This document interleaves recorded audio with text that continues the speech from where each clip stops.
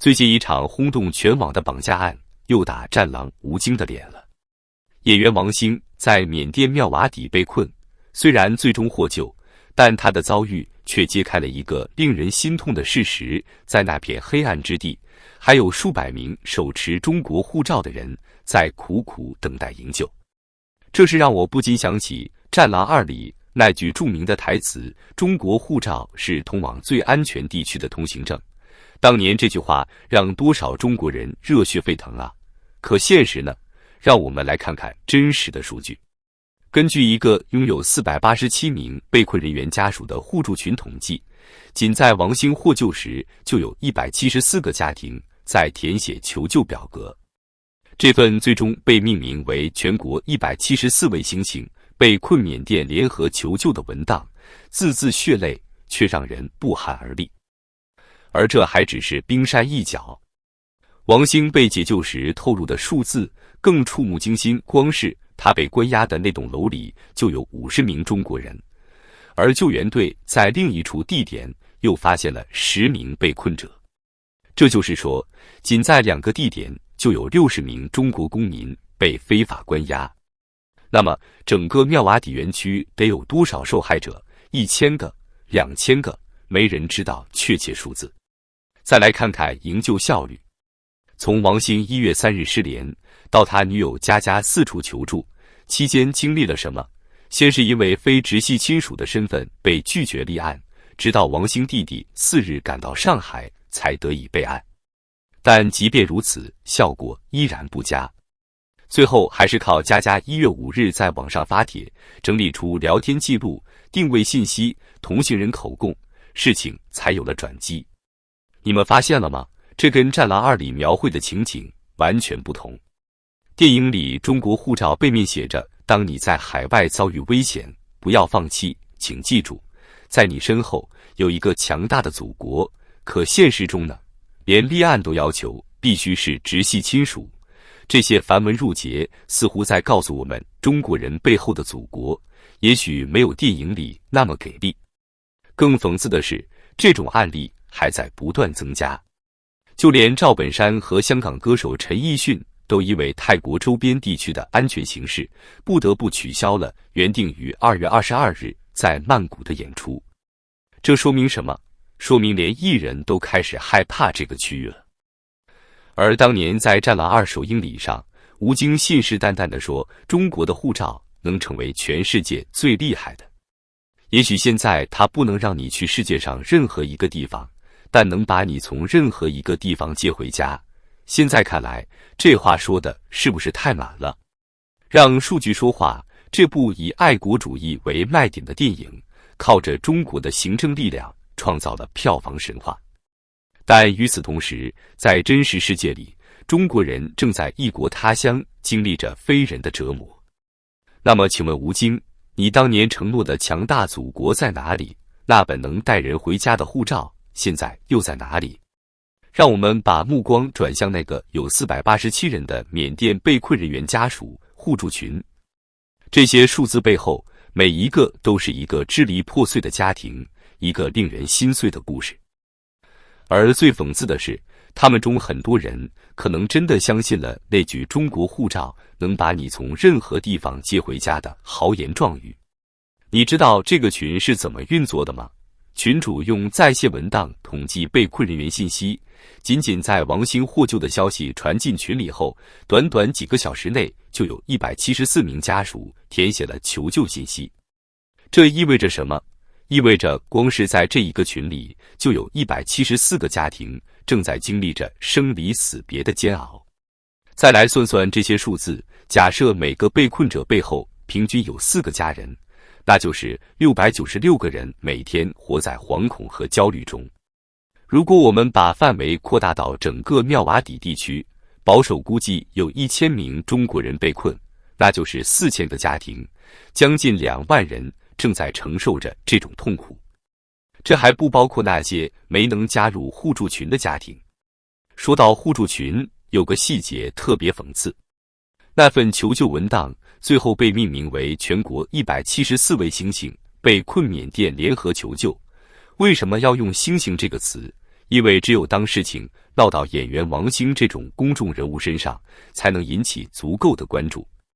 普通人的困境呢，可能连个水花都翻不起来。更令人心寒的是，从群里的信息来看，这些被困者大多是通过所谓的高薪招聘被骗过去的，有的被许诺月薪3万，有的被承诺包吃住，还能免费培训。但到了那边才发现，等待他们的是24小时不间断的诈骗工作，稍有不从就会遭受毒打。有个数据特别刺眼，根据群内统计，被困者平均年龄只有26岁，最小的才19岁。这些正值青春的年轻人，本该在祖国的怀抱里追逐梦想，现在却沦为了异国他乡的阶下囚。他们中有多少人是看了《战狼》，觉得有强大的祖国做后盾才敢去闯荡的？再来看看救援效率，王星能获救，很大程度上要归功于他女友佳佳的机智。他在网上公布了王星的作品，扩大影响力。可普通人呢？他们的家属连个能引起关注的作品都拿不出来。难怪有网友说，原来只有明星才配从任何地方被接回家。最令人无语的是，这种情况并非孤立。就在王星事件发生时，泰国旅游业就受到了巨大冲击。陈奕迅取消了2月22日的曼谷演唱会，赵本山的巡演也不得不延期。按照泰国旅游局的数据，仅这2场演出的取消，就造成了超过1亿泰铢的经济损失。而这一切的根源是什么？是那些虚幻的宣传让人产生了错觉，以为有了中国护照就天下无敌了。现实呢，连最基本的安全都无法保障。这不禁让人想起《战狼2》结尾那个特写的护照画面，和上面那句“当你在海外遭遇危险，不要放弃，请记住，在你身后有一个强大的祖国”。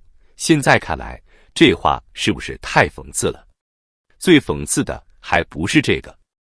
就在王星获救后，网上突然传出一个数据，光是在妙瓦底就有超过300家诈骗公司，平均每家公司控制着50至100名中国人。简单算一下，那就是15000至3万名中国人正在那里遭受折磨。而这些数字却始终没有出现在任何官方通报中。更讽刺的是，就在这么多中国人在妙瓦底苦苦挣扎的当口，曾经的战狼吴京的事业也遭遇了重创。去年清明档上映的《零度极限》就是最好的例子。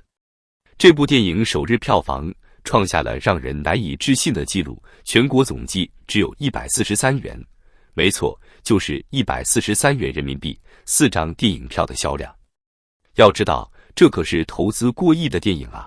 片方甚至为了救市，特意在预告片中突出吴京的镜头，但观众显然不买账。这和他巅峰时期的《战狼2》形成了多么讽刺的对比。数据显示，《战狼2》在2017年创造了56.83亿的票房神话。从56.83亿到143元，这段崖式的暴跌，是不是也在映射着某些东西？零度极限的经历颇具讽刺意味。这部电影最初是要给2022年北京冬奥会献礼的，结果一拖再拖。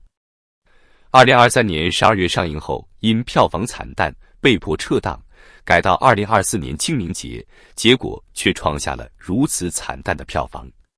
有分析说，吴京这些年客串的中国乒乓之绝地反击、龙马精神等大制作，都被所谓的含金量给拉垮了。这话虽然刻薄，但却说出了实质，那种靠行政力量堆砌出来的票房神话，终究是要破灭的。就像那本被捧上天的中国护照一样，当人们发现它并不能把你从任何地方接回家时，幻想自然就破灭了。让我们做个简单的比较，在同一个档期，日本动画大师宫崎骏的新作首日票房超过1亿，好莱坞的《哥斯拉大战金刚》在大陆已经累计4.75亿票房。反观《零度极限》，业内预测它最终票房能否破100万都成问题。这个数字差距背后折射出什么？是不是说明观众已经厌倦了那种华而不实的战狼精神？要知道，当年的吴京可是被官方吹捧为票房保证，号称参演电影总票房已超300亿。但现在呢，143元的首日票房，这是何等的讽刺！就像那句"中国护照能把你从任何地方接回家"一样，当年听起来何等振奋人心，现在想来却让人不寒而栗。一位影评人说得好，非常有意思的是，红海行动相关就没人骂，因为红海行动给出的承诺是我们不完美，但我们一直在竭尽全力。反观战狼系列，他许下的承诺太大了，大到连国家都很难完全兑现。是的，这些年国家确实做了不少事，多次撤侨、国际护航、解救被海盗劫持的人质、湄公河行动、打击缅北4大家族等等。但距离《战狼2》里那个有一个强大的祖国的承诺，差距依然很大。就像妙瓦底的那些中国人，他们手握中国护照，却依然无法回家。最后，让我们回到现实。当年那个在《战狼2》首映礼上豪言壮语的吴京，现在在哪里？当无数网友涌到他和他妻子谢楠的社交账号下求救时，他为什么保持沉默？他们能意识到，那些慷慨激昂的台词背后，需要的是实打实的行动，而不是虚幻的承诺吗？如果说这件事给我们什么启示，那就是不要被那些宏大的宣传冲昏了头脑。在这个残酷的现实世界里，一本猪肝色护照的分量远没有电影里说的那么重。